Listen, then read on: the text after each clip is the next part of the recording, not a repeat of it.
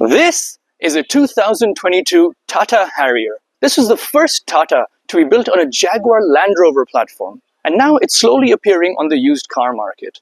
So today, I'm going to take you on a tour of the Tata Harrier, show you some of its quirks and features, and then I'm going to take it out for a drive. Starting with a quick overview of the Harrier, this is the first car to be built on a Jaguar Land Rover platform, specifically the D8, which also underpins the Range Rover Evoque and the Land Rover Discovery.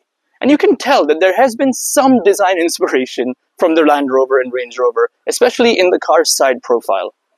This was based on Tata's H5X concept, and they've done a pretty decent job at translating that vision into reality. When this was launched, it kicked off sort of an arms race among Indian manufacturers when it comes to SUVs. In 2021, Mahindra launched the dramatically redesigned XUV700, and Maruti Suzuki responded with a redesigned Grand Vitara in 2023 that they had made in partnership with Toyota. We start off at the front of the Harrier, where you can see this aggressive front end. You've got these sharp lines over here. These are actually your daytime running lights and your turn indicators, while the main headlight assembly and the fog lights you can see are over here. You've also got kind of a mishmash of shapes. You can see there's some trapezoids over here, upside down. You've got hexagons over here, and you've got kind of straight lines over here. It's a bit of a mess, but it's all kind of, it comes together and forms this aggressive look. Coming to the side of the Harrier, we've got this swooping roofline and this nice chrome panel over here, which has got Harrier written in the aggressive Harrier font. You've got a shark fin antenna at the top, and overall I think the side profile is definitely the best looking part of this whole car. You've got this blacked out panel over here that makes the roof look like it's floating. Even the rear light assembly is sharp and aggressive. This car comes with the optional 17-inch wheels, and I think they look pretty good. The base model starts with 16s, but given the size of this vehicle, I think they should even be offering 18 and 19-inch wheels. The 17s also look a bit small, but definitely better than the 16-inch tires. A nice sporty feature that you've got here is this spoiler at the end of the roof that also conceals your third brake light. Coming to the rear of the Harrier, you can see the aggressive sharp look continues with these rare LED headlights. It's almost like a false light bar, but it's not a light bar. And you've got Harrier written in giant letters, a bit like you would see on a Range Rover. Definitely they've got some inspiration from there. And you've got your parking sensors and a sort of rear diffuser, you could say, at the bottom. While we're at the back, let's also take a look at the trunk. It's got a button under the Tata logo. And you've got a pretty spacious trunk. It's got this rubber mat with Harrier written on it. You've got a little hook. It's a little flimsy, but you've got a load cover. There's some additional practicality here in the trunk. If you lift up this rubber, you've got kind of two sections. You've got a small section here with your Tata branded tire repair inflation kit. And if you lift this up completely, there's a second storage area with a lot more storage. You can store stuff here that you want to keep secret, like this water bottle. Keep in mind that this does have a full-size spare wheel underneath the car as well. This is already a fairly large trunk, so it's nice that you have a little bit of extra practicality. And you can fold down the rear seats, although there are no buttons or switches that you can pull here. You've kind of got to go around, open the door, fold down this side, then go around the other side. And you've got basically a completely flat floor. One feature that is missing, even though this is a top trim model, is the electronic trunk close. You've got to manually put it down quite firmly to get it closed. I just spotted a little Easter egg, what looks like a tiger and two cubs just hanging out on the rear of the Harrier.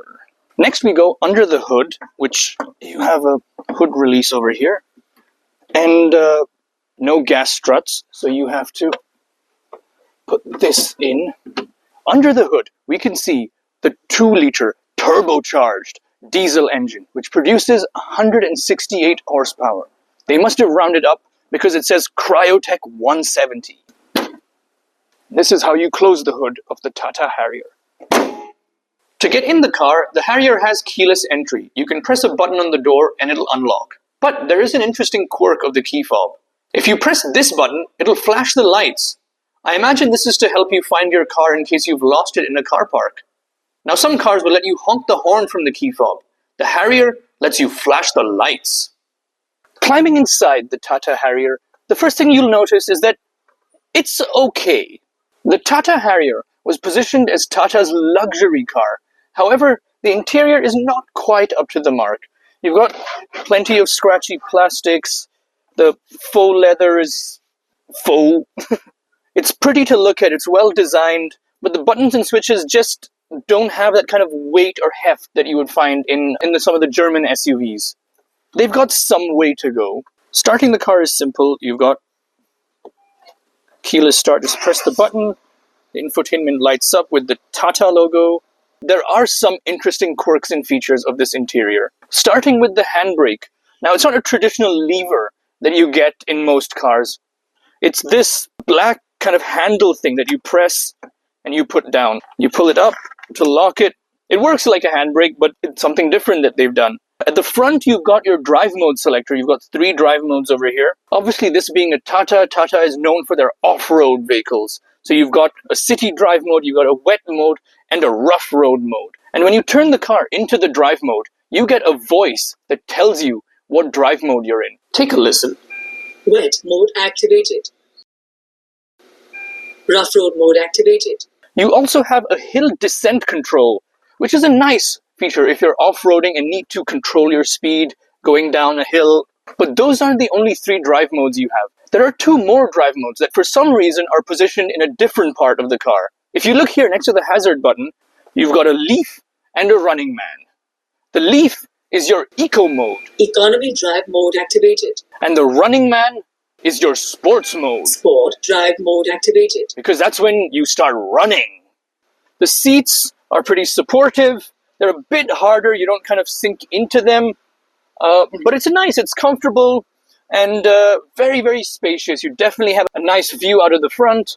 One point I'd like to make is that the driver's seat has electronic adjustment 6 ways up, down, front, back, and recline. But the same is not true. The passenger seat is manual. The steering wheel is also adjustable, but not electronic. You can pull it towards you or up and down. The steering wheel itself has 2 sets of steering wheel controls. You've got the left side, which controls your stereo, your volume, your next track, your phone. And then the right side controls the gauge cluster. The gauge cluster is half screen, half analog. So you've got an analog speedometer, and then the tachometer, which is on the left side, is a screen. And the screen itself is not very configurable. One feature I found interesting in the Harrier is the power and torque meter. So while you're driving along, you can see how much power and torque you are generating. If you look here on the right side of the steering wheel, you'll see this car also has its cruise control. So now we come into the infotainment system. It's a bit slow to respond, not as responsive as a smartphone, but there are some interesting features that you have here. The first one is cabin AQI, which tells you the air quality inside the cabin. And then you can turn on air purification, which is basically the air conditioning system. So once you turn on the air conditioning, you get your air purification. Another interesting feature that I found in the infotainment is the sound demo feature, where they have some unlabeled tracks that you can listen to in your Harrier. Let's see what they are.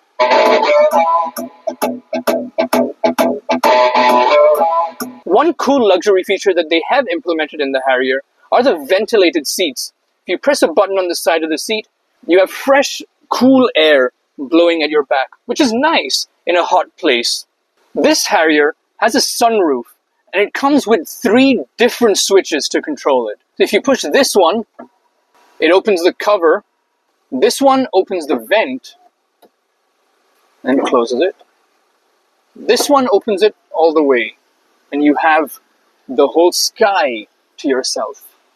If you press it quickly, it opens automatically, and then if you stop it, you can kind of choose where to put it. One thing you notice is that the driver's sunshade doesn't have a mirror. Only the passenger side gets a mirror, which is quite nice. It's got these 2 lights on it. It's a nice mirror.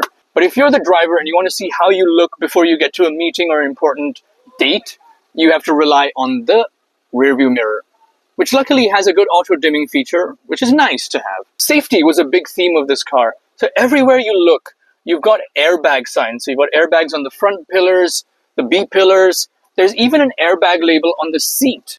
Airbags were definitely an important part of this car, and they make sure you know it. Coming to practicality, you've got space in the front for a phone, you've got your cup holders, and you've got the center console storage, which has 2 USB ports. It's got a cigarette-style charger, and it's even got a small vent, which will allow you to keep the stuff cool in your center console.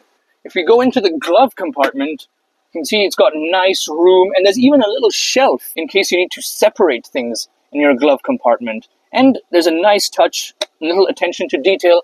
You've got a holder for a pencil or a pen. This is the door panel, and while the materials are okay, there's a bit of scratchy plastic, it's quite practical. I also like the fact that they put a light over here, so if it's at night, the door is open, people can see that it's open, and they won't just come and slam into it. Another touch is they put a small icon of a bottle over here, and that's how you know where you put your bottles. And now there's another symbol over here, and I don't know what that is. Maybe you can let me know in the comments. Climbing into the back of the Harrier, and you'll notice there is plenty of space here. I'm about 5'10", this seat is in my normal driving position, and I have plenty of knee room, plenty of room to stretch out, plenty of headroom as well. It's beautiful. There's absolutely tons of space. You can fold down this, you've got cup holders, you've got an armrest. Materials are similar, you've kind of got the same kind of mix of plastics. The door handle is the same as the front. One thing you notice is that there aren't any climate vents in the center. Instead, you have vents on the B-pillar over here. There are obviously no vents from the roof, as there is a sunroof. It's a nice panoramic roof that gives you a feeling of space and airiness here in this. You've got your handholds, you've got a hook for your suits, you've got a nice light, and obviously airbag. So when you're driving along, you can remember that you have airbags. Just like the front, you've got these rubber mats with Harrier written in the aggressive Harrier font. In terms of practicality, you've got pockets behind both seats. You've got cup holders in this center armrest. The door panel has 2 levels of storage. You've got this upper shelf where you can keep smaller items like a phone or a wallet. And you've got the lower shelf where you can keep, as the icon suggests, a bottle. There's also good space in the middle. The floor is quite flat, so you can actually kind of stretch out, and you've got plenty of space even if you're in the middle. I'm sure carrying 3 adults would be no issue in the Harrier. So what's it like driving the 2022 Tata Harrier? This car has a turbocharged 4-cylinder that produces 168 horsepower with 350 Newton meters of torque. But it also weighs 1,700 kilos, and you can feel it. It's also a noisy vehicle.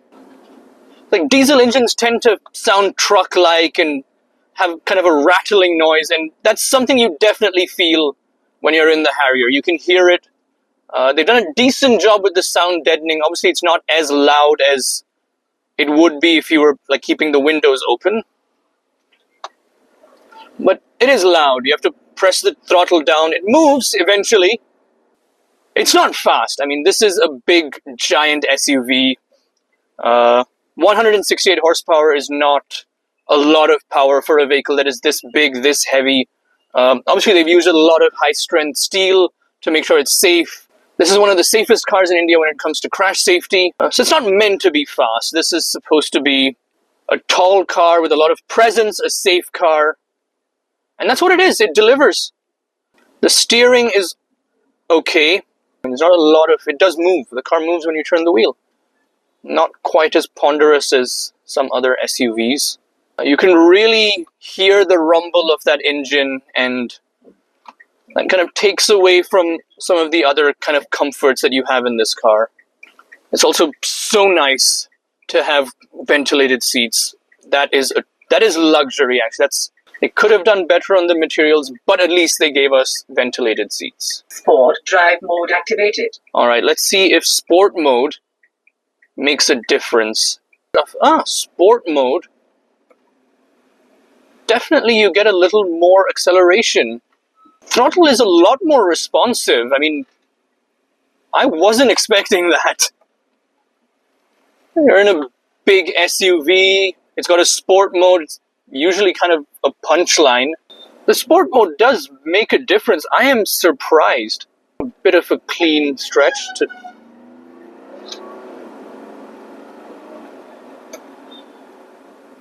I mean, the steering does get a bit squirrely when you do that. You can definitely feel the torque steer. I'm impressed with the sport mode. If you need to pass someone on the... It holds the revs a little bit longer. It's quite good, actually. Mostly if we take it back into city drive. City drive mode activated. Yeah, suddenly feels a little heavier. They claim to do 14 kilometers per liter, although right now the gauge cluster is telling me I'm doing 10.8 kilometers per liter. Other than the engine noise, there's no unusual rattles or, I don't know, things jiggling about, weird noises. And this one has 57,000 kilometers on it, so it's held up pretty well. I think if you can get over the engine noise, this is a pretty comfortable car. And that's the 2022 Tata Harrier. If you're in the market for a used SUV, if you're looking for something that has plenty of interior space, a striking, aggressive design that gives it some good road presence, and decent fuel economy with that diesel engine, then definitely look at the Tata Harrier. If you're looking for more in-depth car reviews like this, subscribe to Rohit Explores and follow us on Instagram. Thanks for watching.